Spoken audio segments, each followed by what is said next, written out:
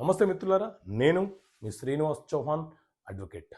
మిత్రులారా, ఏదైనా ఒక సివిల్ కేసు విషయానికి వచ్చినప్పుడు కేసుని ఏ సందర్భంలోనైనా, అంటే కేసు ఏ స్టేజ్లో ఉన్నా కూడా కేసు వేసిన వ్యక్తి, ఎవరి మీద అయితే కేసు వేశామో ఆ వ్యక్తులు కేసును రాజుపరచుకోవడానికి అవకాశం ఉంటుందా? సో మిత్రులారా, మన దేశంలో సివిల్ ప్రొసీజర్ కోడ్ సిపిసి అనే చట్టం అమలు ఉన్నది. ఇందులో మనకు 51 ఆర్డర్లు ఉన్నాయి.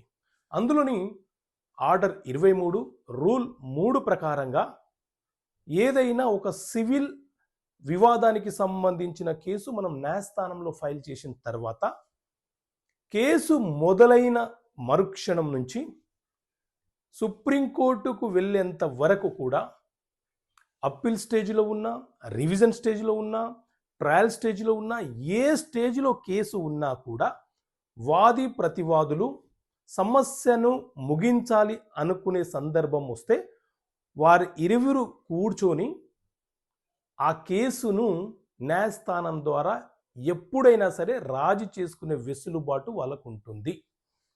ఎందుకంటే న్యాయస్థానం యొక్క ఉద్దేశము రాజీ మార్గమే రాచబాట. సమస్యలను తొలగించి అందరూ స్నేహపూర్వకంగా జీవించాలనేది చట్టం యొక్క ఉద్దేశం. కాబట్టి ఎప్పుడైనా రాజీ చేసుకోవచ్చు.